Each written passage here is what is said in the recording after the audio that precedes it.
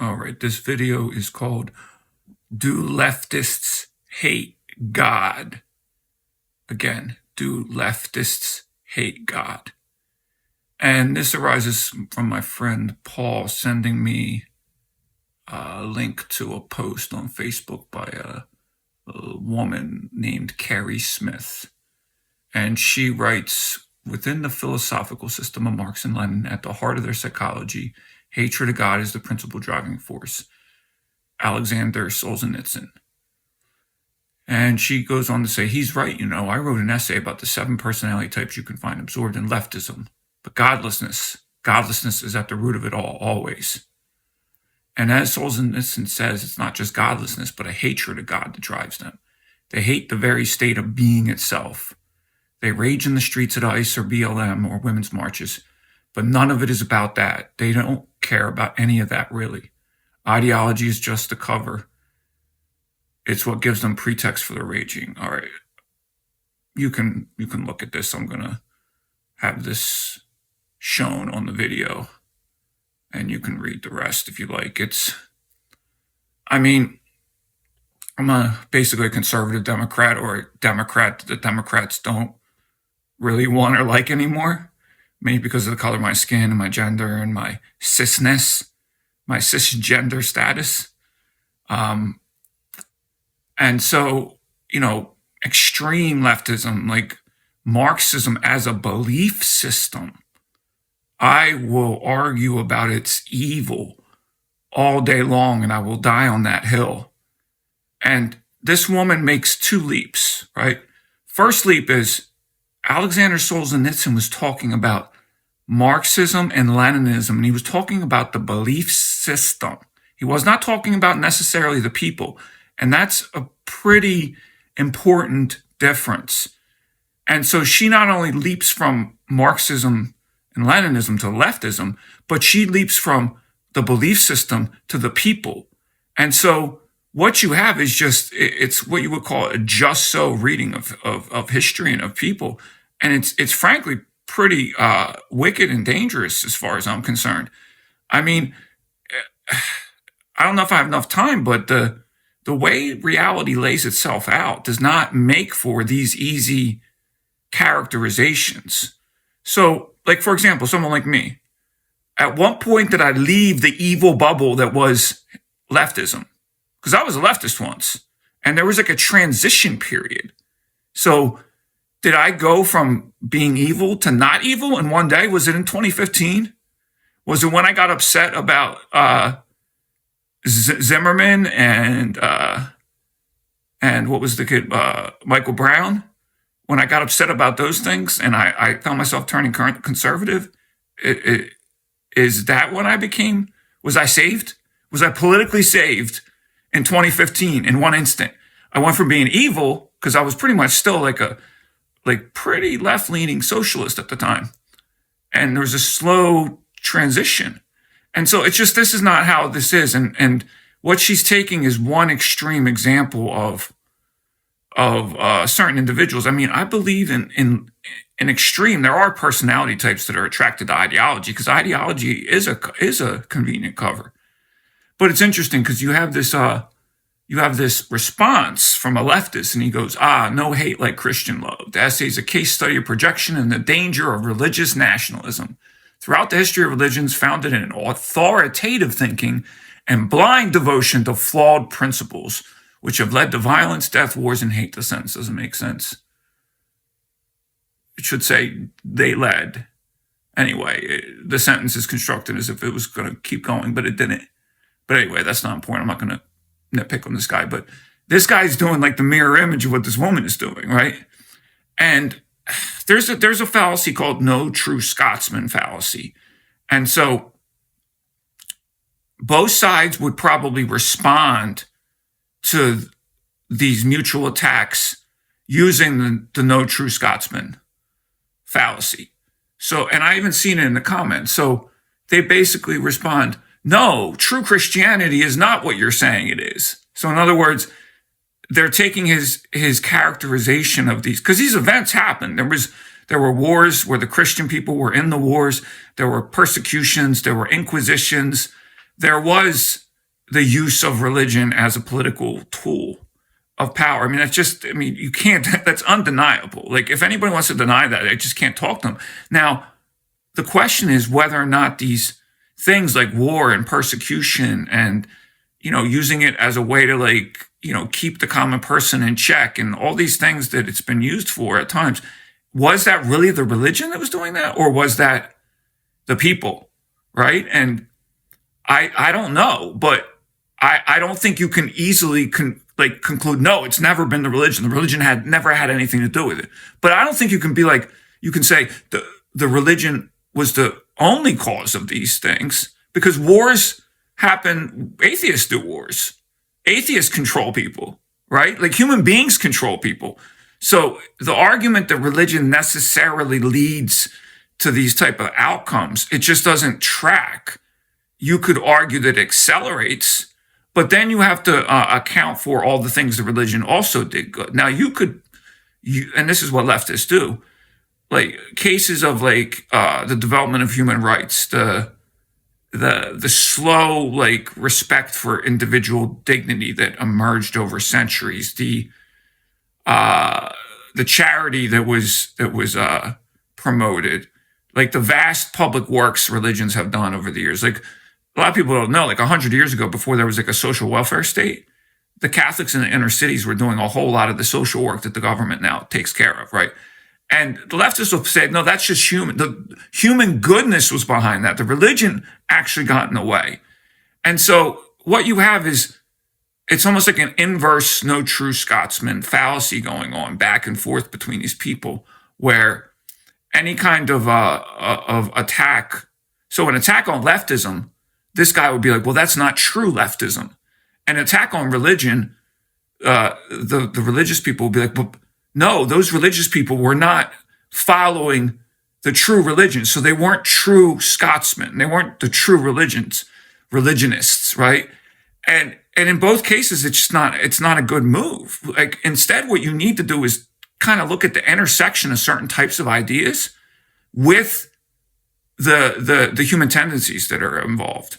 So, and this is, I mean, I'm Catholic, so as far as I can understand, the Catholic understanding of these things, and most other Christians kind of share this, but I feel like in Catholicism, it is taken to its like philosophical end.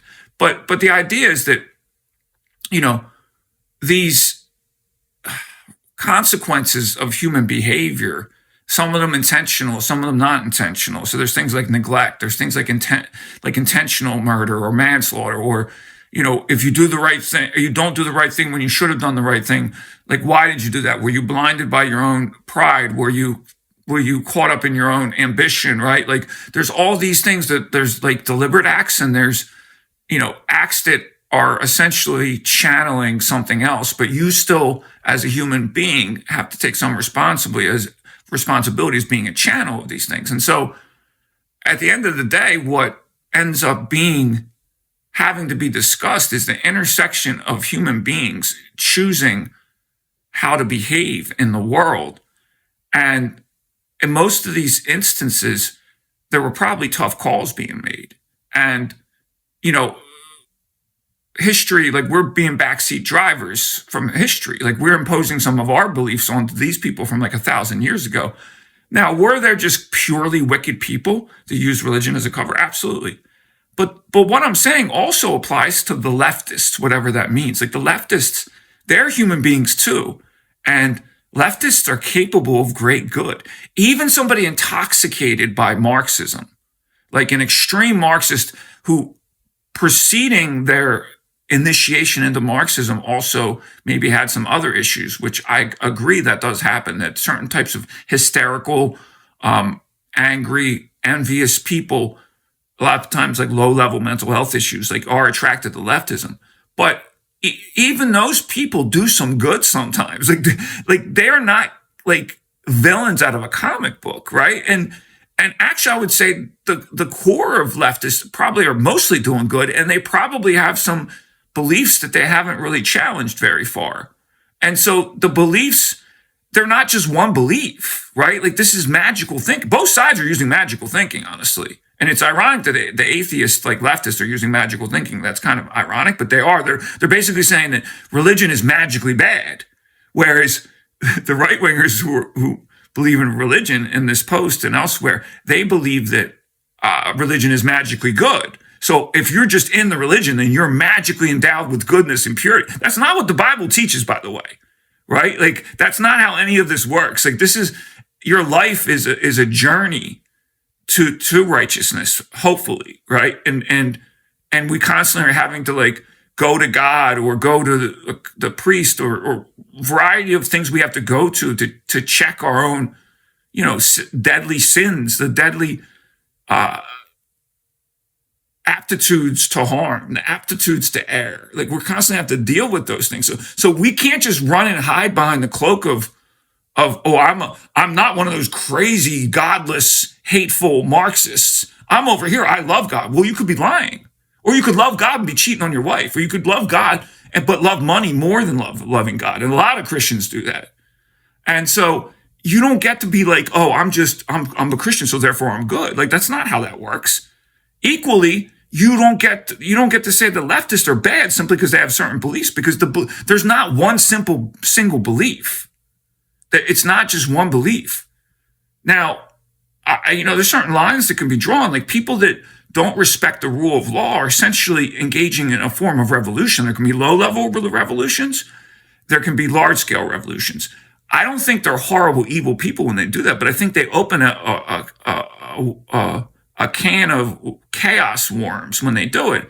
And people that are kind of willing to do that, I think they're likely playing with fire, and they scare me, and I think they need to be challenged and they need to be dealt with, and we need to argue for civil structures, that we should not challenge our civil structures with revolutionary force, like by violating the law, unless it's really worth it to do it, because there's all sorts of chaos that comes behind that. And a lot of leftists, I will agree, they just think that's the path. Like, you're just going to constantly like attack and challenge and try to tear down like different institutions and different things, and that's just going to cause conflict, and it is causing conflict. So I agree that there's a spirit there that is questionable, but that's the thing about like destructive spirits.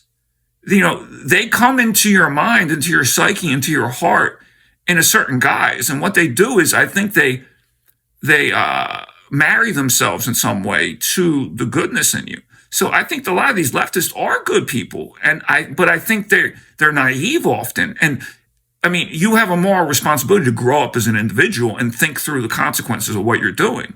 But again, the right has some of the same issues and the same problems. And right here, it's on display, because you're taking millions of people, pasting the word leftist onto them and making them evil, and then you're hiding behind some sort of cloak of righteousness, like. And the problem, again, I'll end the video with this. The problem is you leaping from what Solzhenitsyn said about a belief system, an ideology. Most leftists aren't going to be considered. If you ask them, they believe everything that these Marxists believe. They're not going to agree with all of that. So it's sort of like, how did I, when did I stop being like a hateful leftist when I became more conservative? It's like, how many of the beliefs that Marx held and Lenin, like, I've read these books, there's a lot of information there. How much of that do they have to agree with before they become evil leftists? No, the issue is with the belief system. On a whole, on net, the total impact of Marxist and Leninist beliefs has been destruction and death. Yes, but that's still on net. And so even the belief system has features that again, they don't redeem it because they're not enough to redeem it, but they paint like an uncertain picture. But we have to basically make some sort of historical stand, an intellectual stand when we look at history, and we conclude ultimately, even though, the Russian Revolution 1917 freed like serfs from terrible conditions, and there was actually some good years there until it went totally south. So, but we still, when we're making an assessment of a belief system and a political moment in time in history, we kind of have to use what's called net. Like, we have to like sum it all up, and at the end, are there more minuses than pluses? There was way more minuses, and there are deep flaws in the thinking that I think are because we abandon like this basic moral infrastructure that Solzhenitsyn talked about, that the good and evil is found in every human heart. And this is the very problem with this post, is this post does not emanate from that belief. It's not using that belief as its tool. Because again, it's basically saying that once you become a Marxist, or a leftist, it's impossible. Your heart is no longer the matter. It's your leftism. So the nominal political belief trumps your heart. And so, in other words, that means that you're not capable of, your heart is no longer capable of choosing good. It's like your heart is stopped. That's not the way it works. Your heart remains, because the heart is the central. So a leftist at any given moment, even if you think they're totally consumed with mental illness and destructive energies and they hate God, at any moment their heart could shift and they could turn away. Now you might say, well, then they're no longer leftists. But again, when does that happen? You can't paint this broad brush picture of people and gather them in one category and gather yourself on the other side. That is evil. That's dividing people. And it's not, again, if you want to stand up to virulent political movements and you want to point out features of some of their members, but you don't get to say every leftist has these issues. You don't know them all. And I just guarantee you that they don't, because I know leftists. And so this just becomes a cheap way to feel good about your side and maybe get people to like your post. And I've been guilty of that too, but it's wrong. You are not contending with the issues with the care that they deserve. And in a way, you could argue that's a sin, because you have a platform and your words matter and you can push people into radicalism.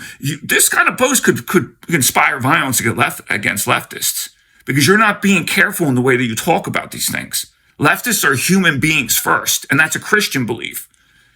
Them being Marxist does not deny their humanity. And ultimately, that's what this post was doing. It was denying leftists' humanity.